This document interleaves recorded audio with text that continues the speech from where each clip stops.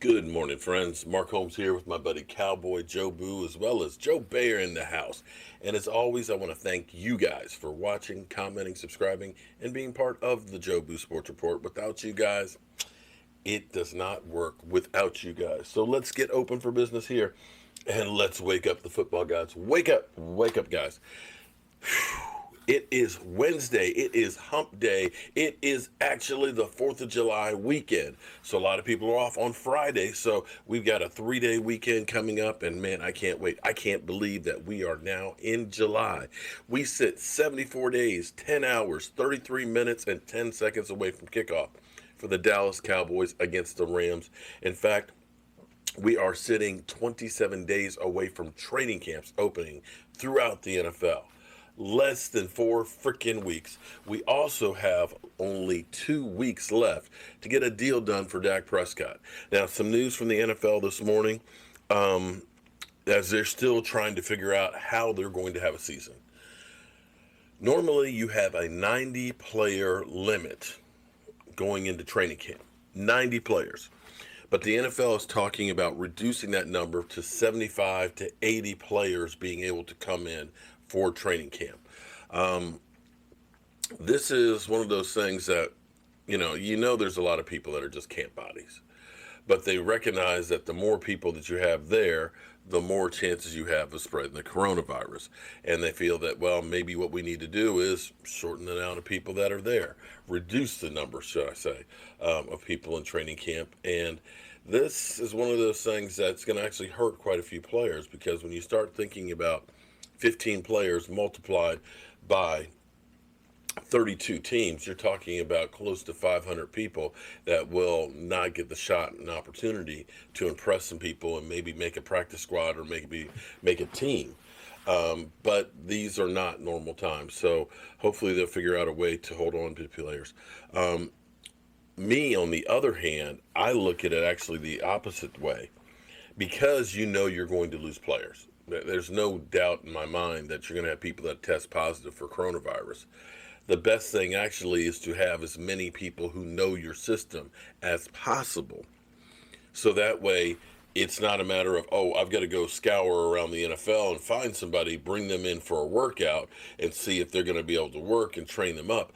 You already have people in your system that okay, who am I going to call? I'm calling this guy because I already know everything I need to know about him. But who knows what the right answer is here. So as we get ready to get on to the season here, like I said, we have 2 weeks basically to get a long-term deal done for Dak Prescott. And so far, there's no indication that anything's going on. In fact, I'm wondering, where is Jerry Jones?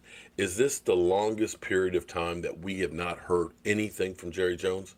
I'll be honest with you. I'm worried, is Jerry okay? Is Jerry Jones okay? It's not like Jerry Jones to not take the bull by the horns, no matter what the subject is, to be out there front and center, because he normally likes the limelight. So I don't know. We'll talk about that in a little later. But you guys know, anybody who's watched me for any length of time knows that I am a defensive line guy. I love a big, nasty, penetrating defensive line. It's funny, because people always tell me that you're an idiot, you're not an expert, you don't know what you're talking about. And I sat here, I want to say 3 years ago, I guess it was 3 or was it 4, when Calais Campbell was a free agent. I said, that's the guy you buy the farm for. You go ahead and do whatever it takes to get that guy. And people said, are you kidding me? That guy's old. He only gets 6 or 7 sacks a season. He's too expensive. Well, runner-up MVP, man of the year, and has more tackles for a loss than anybody over the course of the last 3 years. You don't think that somebody like that would help our defense? we've tried so many things on defense for so long. We've always gotten really good outside rushers. That's a fact. But we have been slacking on two areas on this team: safety and inside guys. Now, Vosh, he's like one of my many kids, okay? Because I look at Law Nation, I look at E2 Blue, I look at Vosh. They like my kids, okay? Because I'm old, okay? I'm old. Even Philly 500, he's the white sheep of the family. I look at them as my children. And Vosh and I differ because, see, I've always liked, he refers to them as a trash can full of dirt, but I refer to them as guys that can get penetration that are an immovable force.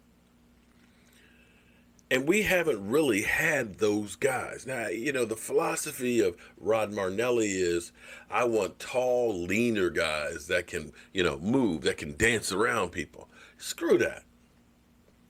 I want somebody who can just run over somebody. That when they take on a double team, that they can drop the anchor, that they're not so tall. Because, see, when you're tall, your center of gravity is up higher. When you're a little shorter and stocky, you got a lower center of gravity. And in football, more times than not, the low man wins the battle.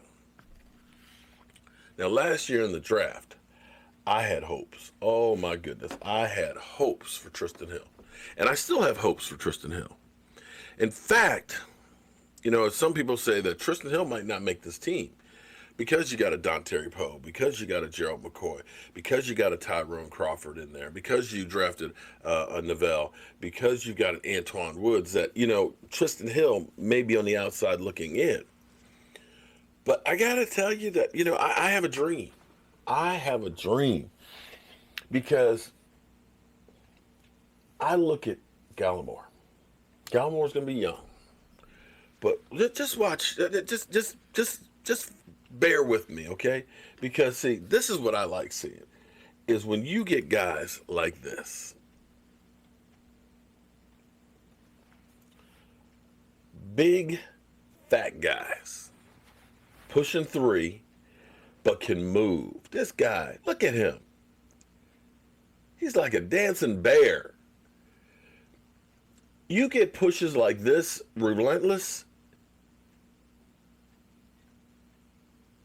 that means something on your defense.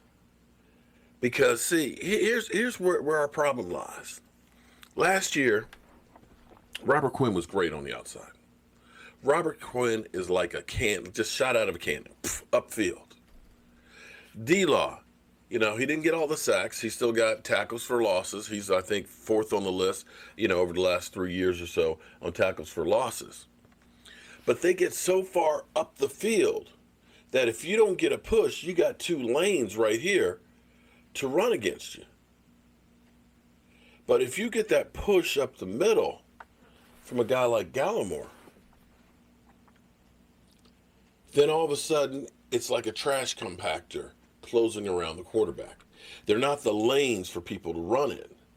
And that's the kind of push that you can get. Now, you got Gerald McCoy already. You've got Dontari Poe. 2 guys that are really, really good, but they're getting older. But what you want is the young guys, those young pups, that you're like the bull, right? You got the old bull and the young bull, and you're on the top of the hill, right? And you're looking down at the herd down there. And the little one says, hey, old man, let's run down there and, hit all them cows. And the old one says, let's walk down there and hit them all. Actually, I got that wrong. He said, how about we run down there and get one? And he says, how about we walk down there and we get them all? So you get Dontari Poe, you get Gerald McCoy educating this guy right here and get that push. But on top of that, I'm not ready to give up on Tristen Hill, because Tristen Hill, his motor last year, his agility was incredible. What you got to work on with him is motivation. Look at this. Boom. He just goes right across the face of the guard, goes down the line. Look, even being held, and swallows the guy up. Look at this. Boom. Continues to get upfield. He's quick. He's strong. Now, I don't understand the coaching aspect, and they didn't get that many opportunities last year. But I'm telling you, guys with that kind of ability, you got to figure out what it is that makes them tick. Because if you could get this kind of a push, to me, what it reminded me of was a Warren Sapp. And when I look at both of these guys, it's like two young Warren Sapps. And if you can get these two in the middle pushing, you get it. Alden Smith on the outside. You go ahead and you get D-Law, who's hangry now because he lost his Snickers contract. All of a sudden, that front is a beast. Mixing in Gerald McCoy and Dontari Poe. Oh, my God. This is what I'm excited about more than anything else. I hope and pray that Tristen Hill has been hearing these things, that I might not make the team, that I might be a bust. And he takes it inside and turns it into something great, because the guy has ability. The guy has incredible ability. And if you can get these two young guys going now, get the torch passed to them from Gerald McCoy and Dontari Poe, to have a rotation like that, dude, that will go a long way to getting you to where you want to be. I'm hoping, I'm praying that we have a season, and I'm hoping and praying that I see these two guys step up like I think they can. It's going to be interesting. It's going to be fun to watch. And, wow, less than 4 weeks to training camp. I'm excited. I hope you are too. Got some work to do in the workshop, get this bar and stuff together, and can't wait. I'll see you guys soon.